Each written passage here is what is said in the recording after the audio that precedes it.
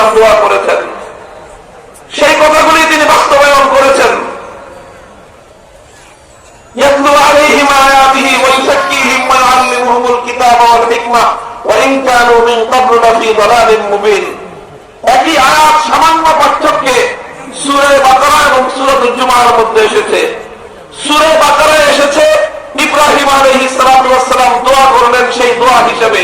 সূরাতুল জুমায় এসেছে সেই একই কথাগুলো একই ভাষায় আল্লাহ পাক রব্বুল আলামিন যখন সেই দোয়া কবুল করে নবীকে পাঠিয়েছেন সেই নবীর কর্মসূচি হিসেবে। কাজে এটা ব্যক্তিহীন ভাবে বলা যায় রাসূল আকরাম সাল্লাল্লাহু আলাইহি ওয়াসাল্লাম দুনিয়াতে যেই কাজ করেছেন, নবীওয়ালা কাজ, নবুয়তের যে কর্মসূচি, সেই কর্মসূচি এই 4 দফা কর্মসূচি। কয় দফা কর্মসূচি? কয় দফা কর্মসূচি? এই 4 দফা কর্মসূচির মাধ্যমে দুনিয়াতে তিনি ইনকিলাব এনেছিলেন, বিপ্লব এনেছিলেন, সারা দুনিয়াকে এক নতুন বিশ্ব উপহার দিয়েছিলেন। জাহিলিয়াতের কবর রচনা করে মানবতা এবং ইনসানিয়ত তিনি প্রতিষ্ঠিত করেছিলেন।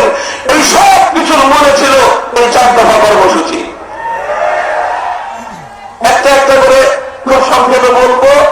আর আজকের বর্তমান আমাদের সময়ে এই 4 দফা কর্মসূচি কতটুকু চলছে, কিভাবে চলা উচিত, সেই ব্যাপারে 1-2টা আমি ইনফরমেশন, তথ্য দিয়ে কথা শেষ করব। নবীর প্রথম কর্মসূচি ছিল ইয়াতলু আলাইহিম আয়াতিক, তিনি আল্লাহর কোরআনের তেলাওয়াত করবেন। তিনি আল্লাহর কোরআনের তেলাওয়াত করবেন। মনে রাখবেন একটা কথা, যে এই 4টা কাজ, যে 4 কাজের কথা আখেরি নবীর শান হিসেবে, আখেরি নবীর কর্মসূচি হিসেবে বর্ণনা করা হয়েছে, এই 4টা কাজ একটা বিষয়কে কেন্দ্র করে, সেটা হলো কিতাবুল্লাহ, আল্লাহ পাকের কোরআন। নবীর 4টা কাজই কোরআনকে কেন্দ্র করে। এখানে সেন্টার পয়েন্ট হলো আল্লাহর কোরআন। সেন্টার পয়েন্টটা কি? কথা বলেন ভাই, ছাত্ররা কথা বলতে হবে, বুঝতে হবে, খালি ফাঁকা মাঠে ওয়াজ করবো না। সেন্টার পয়েন্টটা কি? আল্লাহর কোরআন। কোরআনকে কেন্দ্র করে নবীজি 4 কাজ করেছেন। কয় কাজ? 1 নম্বর কাজ হলো ইয়াতলু আলাইহিম আয়াতিহি। 1 নম্বর কোরআনে তাকে তিনি তেলাওয়াত শুনিয়েছেন। এই জন্য কোরআনের তেলাওয়াত এটা হলো বুনিয়াদী কর্মসূচি, বুনিয়াদী কাজ। এটা একটা মুস্তাকিল কাজ, স্বয়ং সম্পন্ন কাজ।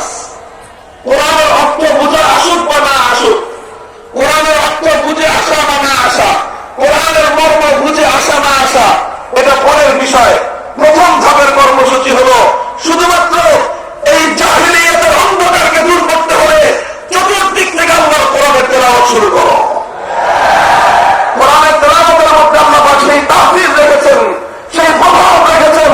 বরং আমি তো বলি সবচেয়ে বেশি প্রভাব সেই যুগের জাহিলিয়াত, সেই বর্বরতা, সেই অন্ধকারের কুহেলিকা, সেই অন্ধকারের শেকল আর সেই অন্ধকারের প্রাচীরের উপর সর্বপ্রথম যেই আঘাত এসেছিল, সেই আঘাত ছিল আল্লাহর কোরআনের তেলাওয়াতের আঘাত। ইতিহাস পড়ো, সিরাত পড়ো, হায়াতুস সাহাবা পড়ো। হযরত আবু বকর সিদ্দিক রাদিয়াল্লাহু তাআলা আনহুর জীবনীতে পাওয়া যায়, তিনি একবার মক্কা ছেড়ে চলে যাচ্ছেন। ইবনু দাগিনা নামক একজন আরবের প্রভাবশালী ব্যক্তি আবু বকর সিদ্দিককে বললেন, আপনি কোথায় যান? বললেন যে আমি মক্কায় থাকবো না। কেন থাকবেন না?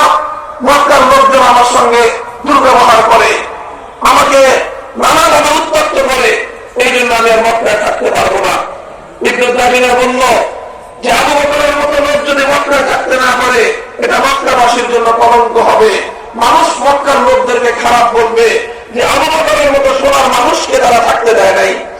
কাজে আপনার যা সমস্যা আমি দেখবো, আপনি আমার সাথে চলেন, আপনি মক্কাতেই থাকবেন।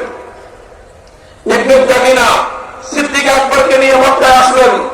মক্কার দুরাচারদেরকে ডেকে বললেন যে আবু বকরের মতো সোনার মানুষ, মনের মতো নরম মানুষ, এই মানুষটাকে তোমরা কেন উত্তপ্ত করো? এই লোকটা যদি তোমাদের জ্বালায়, তোমাদের উত্তপ্ত করার কারণে, তোমাদের ত্যাক্ত বিরক্তিতে সে যদি মক্কা ছেড়ে চলে যায়, এটা তোমাদের জন্য সারা আরবের মধ্যে বদনামের কারণ হয়ে যাবে। কাজেই তোমরা তাকে থাকতে দাও, তাকে তার কাজ করতে দাও, তাকে তোমরা ডিস্টার্ব করো না। মক্কার লোকদের একটা কথাই বলেছিল, ঠিক আছে আবু বকর থাকুক, আবু বকর যা ইচ্ছা তাই করে ধর্ম গ্রহণ করেছে, মুহাম্মদের ধর্ম গ্রহণ করেছে সাল্লাল্লাহু আলাইহি ওয়াসাল্লাম।